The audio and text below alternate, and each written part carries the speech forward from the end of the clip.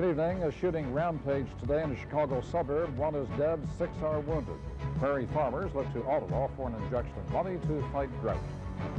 Goaltending is once again the big story heading into Game 2 of the Stanley Cup Finals, and it appears as though things are pretty well with the Lloydminster Lancers after their annual meeting last night.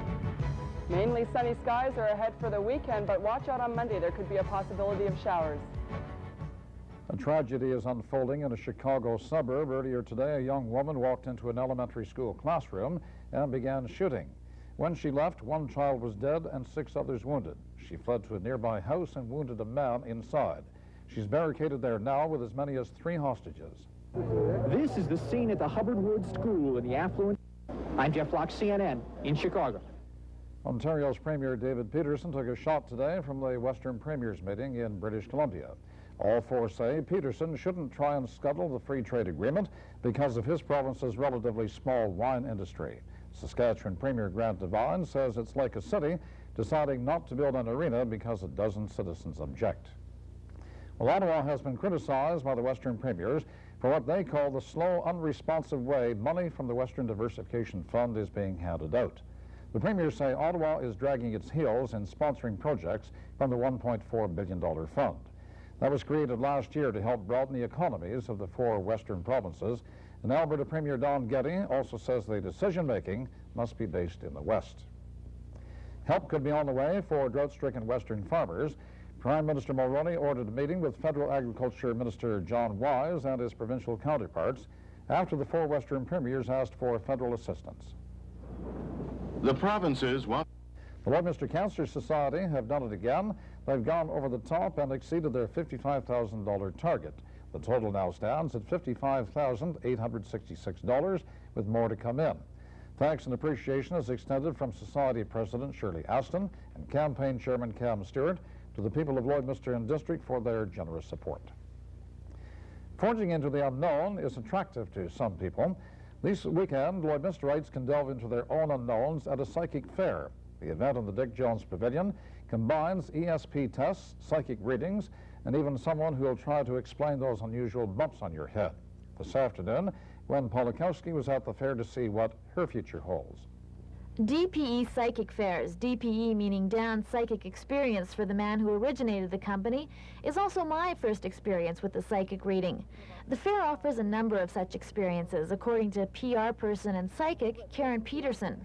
Okay, we have all kinds of readings here. We have tarot, we have psychometry, we have psychic readings, clairvoyant readings, pyramid readings. We have just about everything. We have an analytical palmist, Monday Jones, who reads your entire hands back and front.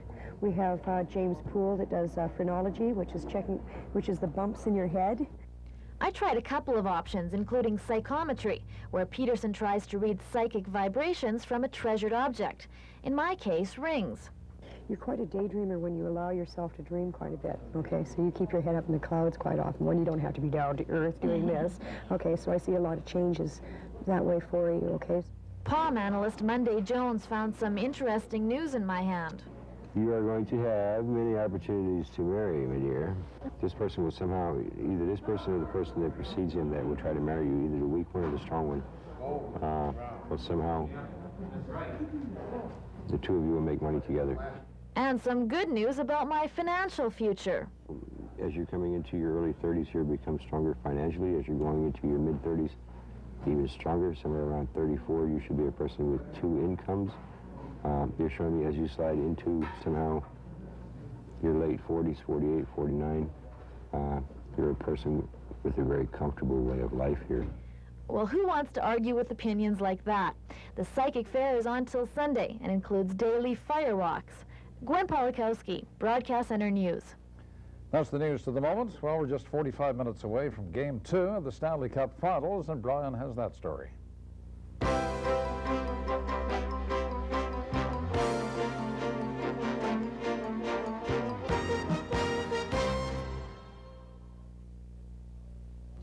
Good evening. The Edmonton Oilers and the Boston Bruins are preparing for battle as Game 2 of the Stanley Cup Final draws closer tonight.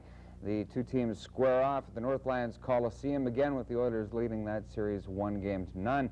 Goaltending was the big story going into Game 1. And it'll be the story again this evening as Bruins coach Terry O'Reilly has announced he'll go back to Reggie Lemelin for Game 2. There will be a difference.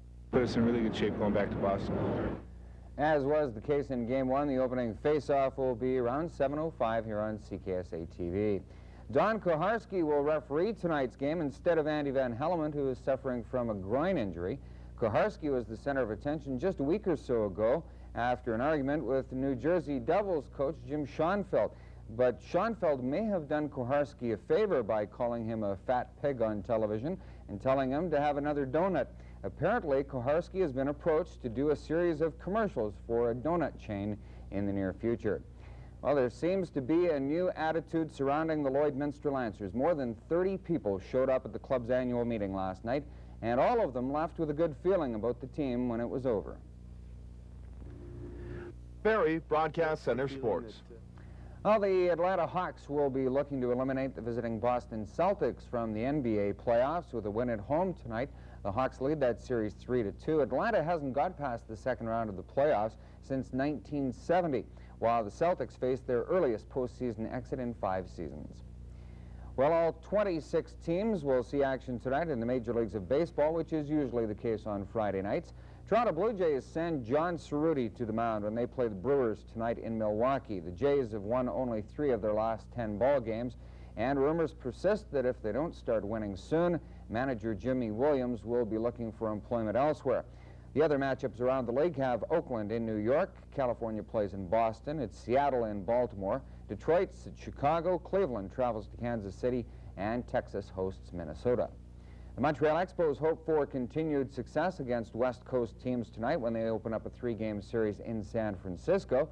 The Expos were able to take 2 out of 3 from Los Angeles earlier this week, and the Dodgers are the best team in the West at present. In other National League action this evening, it's Atlanta in Pittsburgh, Cincinnati's at home to Chicago, St. Louis hosts Houston, LA entertains New York, and Philadelphia plays in San Diego.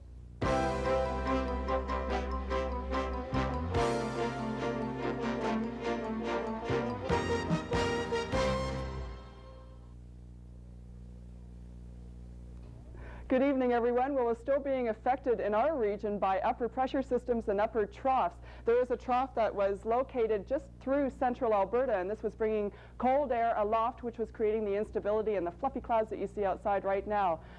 They tell me that this trough is just located in northern Alberta and will be going towards the east, so we should be getting rid of those clouds. In the future, there is a ridge that will be coming through behind that, and that will bring warm air aloft and create stable conditions, so we shouldn't have a lot of cloud and a lot warmer conditions and temperatures than we have right now. On the extended forecast, by Monday, there's another trough located just on the other side of BC that should come charging through and bring the possibility of showers and a lot more cloud coverage than what we've experienced, what we should experience over the next couple of days.